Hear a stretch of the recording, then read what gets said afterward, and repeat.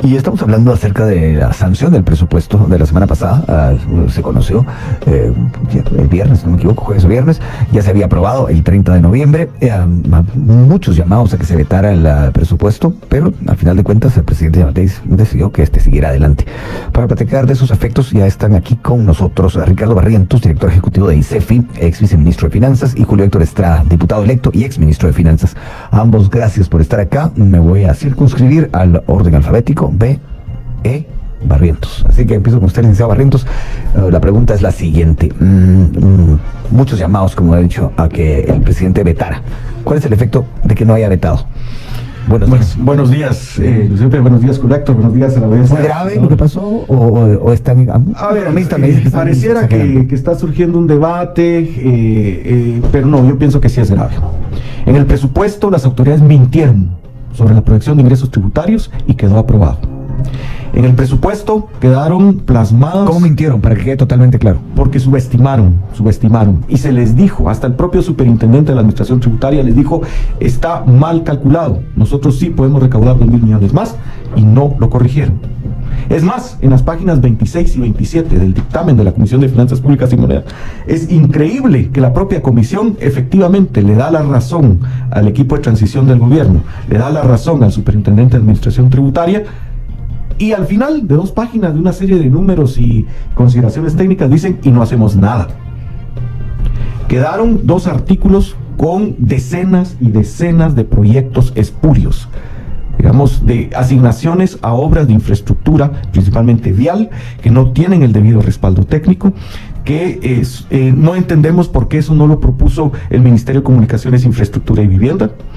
Quedaron un artículo completo de asignación a organizaciones no gubernamentales y otras entidades, que es una mezcolanza entre entidades legítimas y entidades corruptas. Es un presupuesto que está plagado de bolsones de corrupción. Es un presupuesto que además tiene una serie de disposiciones que posiblemente son inconstitucionales, porque para quienes introdujeron esas enmiendas no han entendido que la Constitución dice que el Ejecutivo es Ejecutivo y el Legislativo es Legislativo. Y entonces ahora resulta que el legislativo tiene poderes ejecutivos. Posiblemente es constitucional. Tiene una serie de artículos que tienen ampliaciones presupuestarias preautorizadas que no tienen límite, no les pusieron monto. Eso es antitécnico y, insisto, es posiblemente violatorio de la Constitución. Y luego, pues me imagino que vamos a discutirlo. Yo sí anticipo que estoy en serio desacuerdo con el presidente del Banco de Guatemala en la entrevista anterior, porque él dijo, pues no hay problema con la alteración en los artículos 56 y 69, que ahora se quieren 2 aprobaciones para la recolocación de bonos, 2 aprobaciones del Congreso, aunque sí dijo que era un mal precedente. Dijo que para los próximos años iba a ser un mal precedente, pero el año entrante no hay ningún problema, porque como mentimos en el presupuesto, entonces la recaudación que ya sabemos que se va a producir, pero que el presupuesto es opaco y no lo reconoce, pues de ahí se hace y hay que hagan el chapuz, ¿verdad? Eso tampoco está bien, ¿verdad? Y por último, creo que el presidente Alejandro Yamatei demostró necedad, demostró una reacción emocional y no racional. El presidente Alejandro Yamatei tenía la potestad, tenía el apoyo multisectorial y tenía la argumentación técnica para vetar el presupuesto, y no lo hizo. Eso se llama necedad. Entonces yo creo que el panorama está muy mal. Yo no veo cómo el presidente del Banco Central pueda ver de que la imagen del país está bien, que vea un poco los periódicos y bueno, a ver, hay que decir, Álvaro González Richie es amigo personal, le digo con todo respeto, pero yo creo que está tratando de pintar una realidad rosa, y casi que habría que decirle que alguien que le quite el casco de realidad virtual, ¿verdad? Bueno, podemos pasar a ese tema más adelante, pero paso ahora con Julio Héctor Estrada. El licenciado Estrada, usted ve así de oscuro también el panorama. Buenos días. Buenos días. Vamos a ver. Hay que enfatizar, y yo he sido explícito en mi comunicación en redes sociales y en otros programas previos, que el trabajo hecho por la Comisión de Finanzas fue particularmente antitécnico, ¿sí?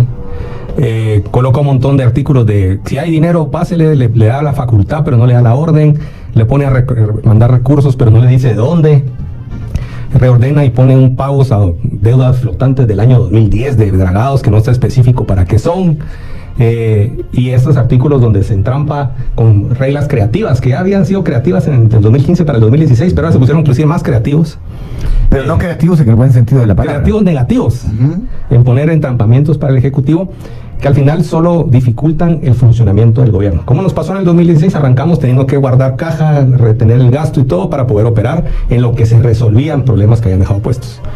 En ese sentido, definitivamente el presupuesto tiene esos problemas y tiene mal origen, digamos, intenciones, yo diría, cuestionables de por qué hacer esas cosas de esa forma y un mal precedente. Ahí coincido con Álvaro González Richie, que es un muy mal precedente el tema de empezar a entrampar el rollover cuando es una regla automática de cómo funciona la colocación de la deuda pública. Creo que también, tal vez lo que he tratado de comunicar en un mensaje es todos los presupuestos con los que arranca un gobierno aprobado por una anterior tienen problemas, ¿sí? Algunos habrá que resolverlos en el Congreso, otros se pueden resolver desde el Ejecutivo. Inclusive hay obras y asignaciones a ONGs cuestionables, pero las ONGs tienen que cumplir requisitos de registro y anticipos y todo para recibir los recursos. Los proyectos que aparecen, que no aparecían, que no tienen sistema de inversión pública, tienen que hacer sistema de inversión pública, bases de licitación, adjudicaciones. El Ejecutivo tiene herramientas para administrarlo, digamos. A los que lo faculta para hacer las transferencias o no, pues si de un lado los desfinanciaron y por otro lado los facultan a darle dinero a 2 o 3 mil millones, pues habrá que decirles, miren, como me quitaron dinero aquí, pues no va a poder hacer esto por acá. Entonces, tal vez el mensaje que digo yo es primero, se puede empezar a trabajar, ¿sí? Se puede empezar a trabajar. Hay que trabajar de manera transparente. Hay un espacio donde también había hay mucho, al final las diferentes movilizaciones afectan 2 o 3% del monto del presupuesto. El grueso del presupuesto está todavía sujeto a hacer trabajos de eficiencia, de eficientar, de reducir la corrupción, de reducir el mal uso de recursos. Y lo más importante es que sí, al final, como ha pasado en otros gobiernos, hay que buscar gobernabilidad. Yo estoy más preocupado por el presupuesto 2025 que por el presupuesto 2024. Creo que es una negociación que hay que hacer en el Congreso pensando 2024 para 2025 de una vez y que tiene que ser abordada desde ya. Yo no pensé que el presupuesto lo fuera a vetar el presidente, no le veía que políticamente tuviera incentivos para hacerlo. El único mensaje es decir, está mal hecho, está hecho con mala intención, pero haciendo un trabajo, también una combinación de gestión política y de gestión técnica, se puede trabajar. Lo que hay es un poco de desgaste y lo que sí es innegable es que hay muchos más recursos de los que había antes, inclusive ajustado a la inflación. O sea, estamos en un periodo de 8 años de un presupuesto 70 a uno de 125 mil millones con capacidad de ampliarse con otros recursos, ingresos y saldos de caja que tiene el gobierno, otros 2 mil millones asignados a proyectos prioritarios que ellos puedan tener. Mejor aprobación del presupuesto que no aprobar nada, como decía Richie. O sea, yo si hubiera estado gestionando políticamente hubiera querido no aprobar nada, independientemente de lo que hubieran sacado del Ministerio de Finanzas, que iba del Ministerio de Finanzas Públicas. Que según se sabe, técnicamente estaba mejor que lo que se aprobó. Pero voy a dar un ejemplo de cosas que tal vez a veces no se ven, que sí son positivas. O sea, las municipalidades hay que tener expectativas de que trabajen, porque en 2 años han subido casi 30% sus asignaciones. Casi 30% del 2022 al 2024. Entonces hay que exigir a las municipalidades, y mire, el presupuesto, el gran beneficiario de este presupuesto aprobado son las municipalidades. Consejos de Desarrollo llega a casi 4 mil millones de quetzales, cuando hace 3 años eran 2.500, ¿sí? Entonces hay una serie de proyectos. Los proyectos que no se aprueba el presupuesto quedan desordenados y entonces tienen que repriorizar y reclasificar y reingresar al sistema y se pierden 4 meses de esos 4 mil millones de consejos de desarrollo para plantas de tratamiento, agua potable, mejoramiento de caminos. Entonces lo que hay que hacer ahora es exigir a eso, al Ejecutivo, que agilice, a los consejos de desarrollo que ejecuten, porque no se desordenó esa parte. Entonces sí hay cosas donde se puede como ciudadanía seguir exigiendo resultados al gobierno. O sea, no es algo que lo inhabilite. Definitivamente es algo que le genera un obstáculo para comenzar, va a tener que tomar algunas medidas de prevención, pero de casi que tiene que retener el gasto de lo que se asignaron de más y que entre que le subestimaron, que Ricardo tiene razón en cuanto a la subestimación de la recaudación, pero por muchos años el discurso que hubo de las organizaciones sociales y los tanques de pensamiento es que se sobreestimaba el presupuesto. Siempre el presupuesto está sobreestimado, el presupuesto de ingresos, ahora está al revés, está subestimado. Y en este caso por casualidades y porque este gobierno, teniendo ingresos adicionales, siguió colocando deuda que no necesitaba, generó saldos de caja, lo cual hace que el gobierno arranca con una posición financiera mucho mejor que los 2 gobiernos anteriores. Entonces, tiene cosas en contra, hay que arreglarlas, ahí estamos políticamente para apoyar lo que haya que hacer de trabajo de manera constructiva, pero también se le puede seguir exigiendo resultados al gobierno. Me exigen la pausa. Yo tengo aquí con 2 exministros, un ex viceministro y un exministro de Estado, conversando acerca de la aprobación del presupuesto primero y de la sanción después. Ricardo Barrientos de ICEFI y el diputado electo Julio Héctor Estrada. Bueno, en el caso del primero, ex viceministro de Finanzas, en el caso del segundo, ex titular de la Cátedra del Tesoro.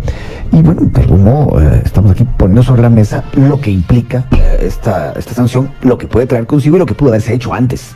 En todo caso, me llama la atención algo que usted dijo, licenciado Barrientos, que bueno, hay un problema ahí que puede ser incluso inconstitucional, es que el legislativo se vuelve ejecutivo.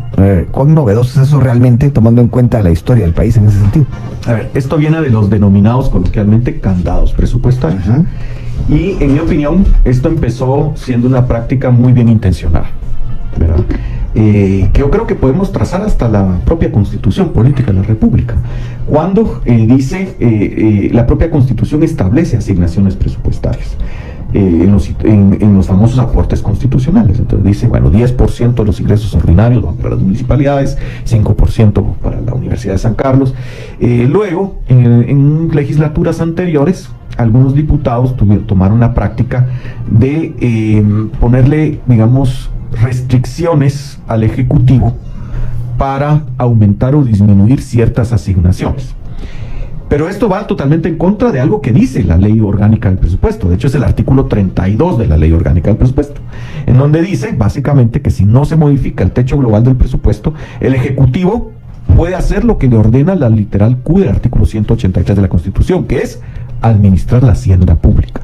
Yo puedo subir, yo puedo bajar, yo puedo transferir, yo puedo modificar. O sea, el Congreso aprueba un techo global, pero de ahí, durante la ejecución, conforme se va imponiendo la realidad, el Ejecutivo puede hacer eso que la propia Constitución le dice, es ejecute.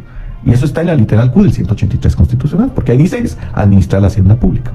Los diputados empezaron a poner, sí, pero por favor no le vaya a bajar a la asignación de tal ministerio, de tal secretaría para la desnutrición crónica infantil.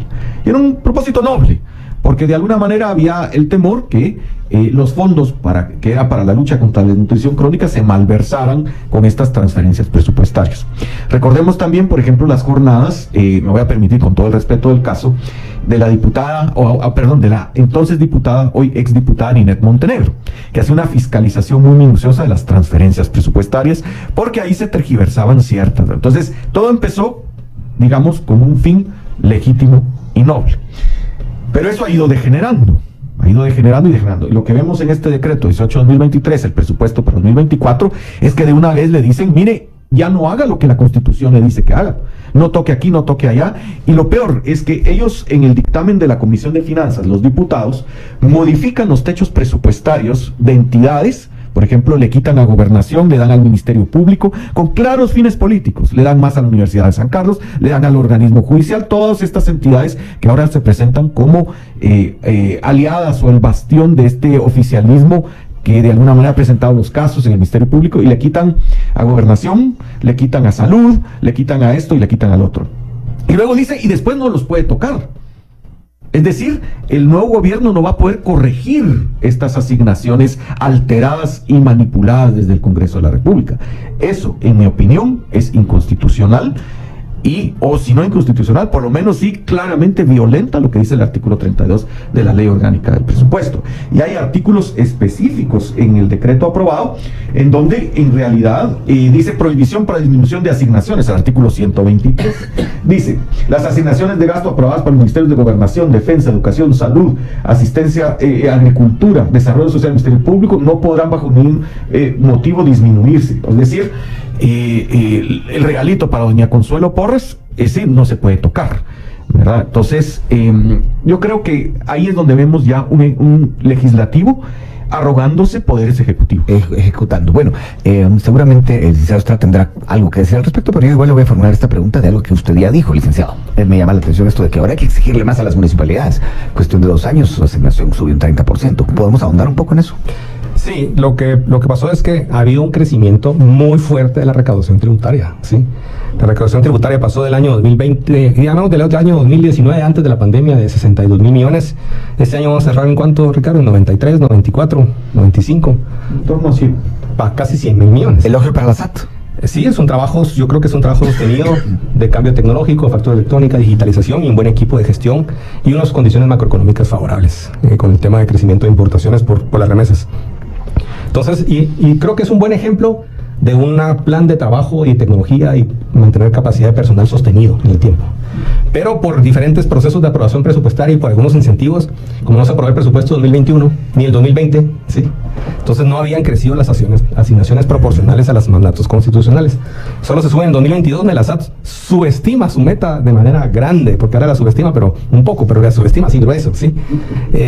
Entonces también afecta la distribución para las municipalidades. Como resultado, se acumula ese crecimiento de recaudación que finalmente se refleja en asignaciones que en 2 años crecen 30%. No estoy mal, un poquito menos, un poquito más de 30%. Alrededor de 30%. Eso es una municipalidad que tiene un situado constitucional y IVAPAS de 25 millones, ahora tiene 35 millones de quetzales, ¿sí?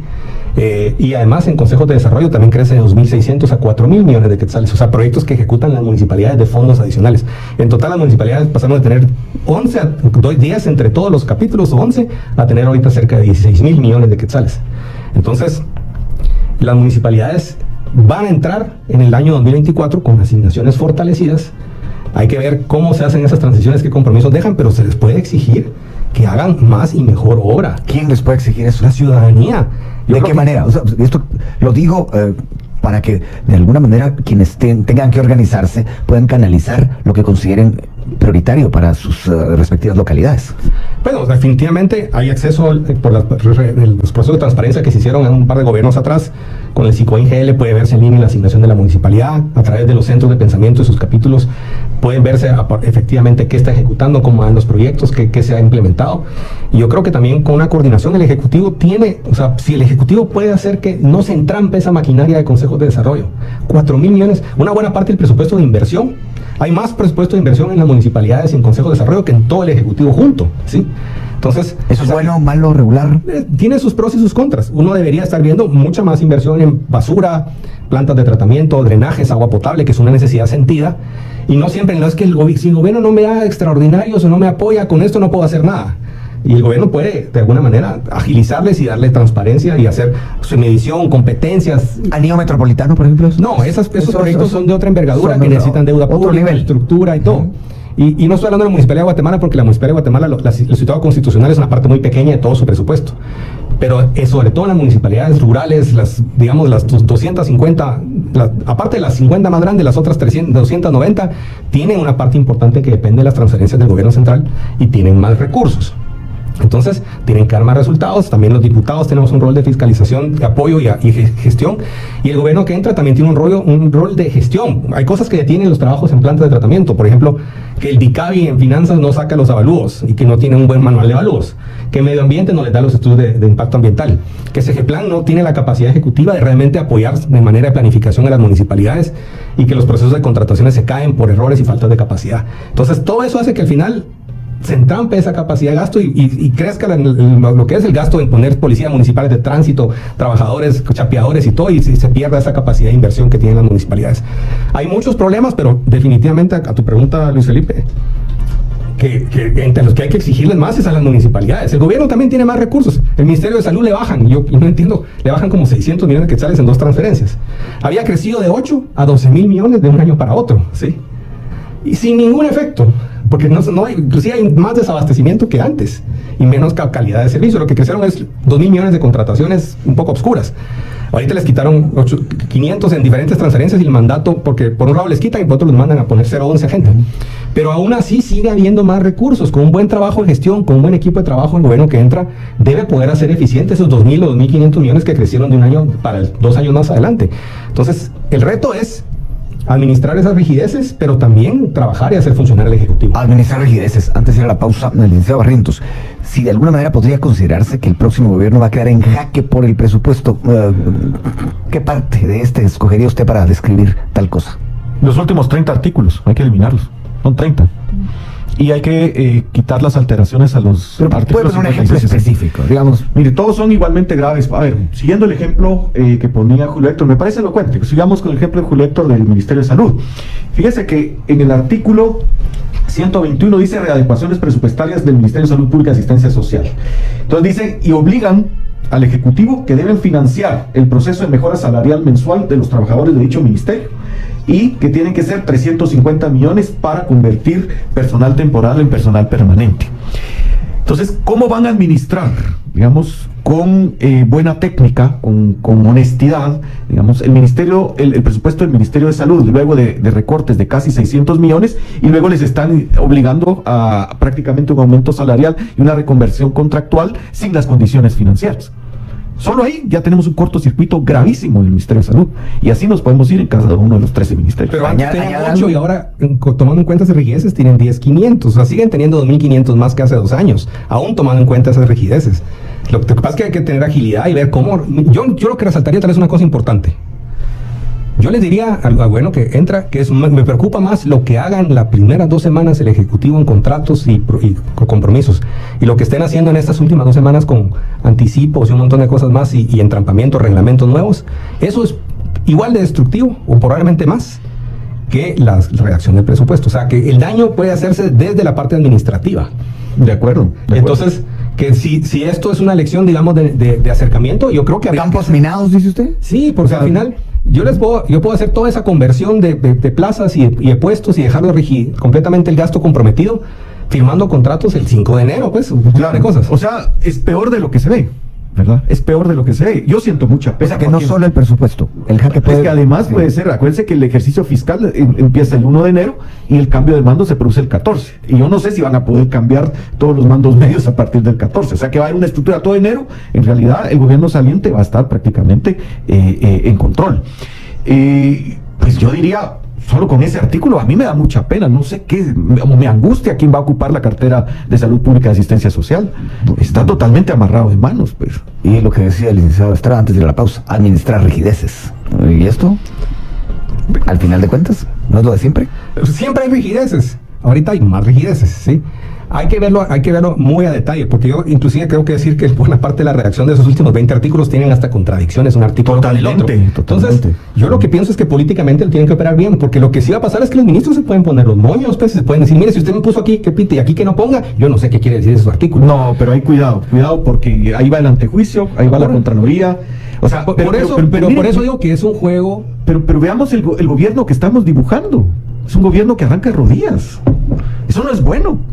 Y por eso a mí me da pena, y vuelvo a decir con todo el respeto, que mi buen amigo Álvaro González Richie, de que él a los Banco Central pinte una imagen rosa del país y del gobierno y del arranque. La situación es crítica. Estamos pintando un gobierno de rodillas. ¿Está de acuerdo en eso, licenciado Estrada? Yo creo que inicia si el gobierno normalmente ingresan con grados de dificultad de 100, arrancan con grado de dificultad de 120, ¿sí? Sí tiene un nivel de dificultad más alto, ¿sí? Otros ingresarán con un partido que gana la elección con mayoría si se hacen alianzas muy rápido, que empiezan con 70, o lo que hizo el presidente actual, que fue no aprobar el presupuesto, que hizo la negociación para votar el presupuesto en la aprobación final. Sí se le hace daño a la capacidad de funcionamiento. Ha pasado en ejercicios anteriores en cambios de gobierno, particularmente cuando hay gobiernos que entran con ejecutivos o que no tienen legislativo en el momento de la decisión del presupuesto del año siguiente. Y sí, idealmente se deberían hacer reformas, porque hay 3 o 4 cosas que yo pienso que sí hay que arreglar del presupuesto en ley, que sería óptimo. Pero aún así, insisto, arrancar con 125,000 millones de presupuesto versus aún corrigiendo por corrección es un crecimiento importante nominal en varias carteras, con un trabajo de ejecutivo con que si logran, a mí me preocupa más que logran tener cuadros que no se espanten, digamos, por ese juego que va a haber. Bueno, trabajo político, pero de eso hablamos cuando Y bien, hasta aquí el video de hoy. Recuerden que ustedes tienen la última opinión, la cual pueden dejar en la cajita de comentarios. Dicho esto, nos vemos en el siguiente video. Adiós.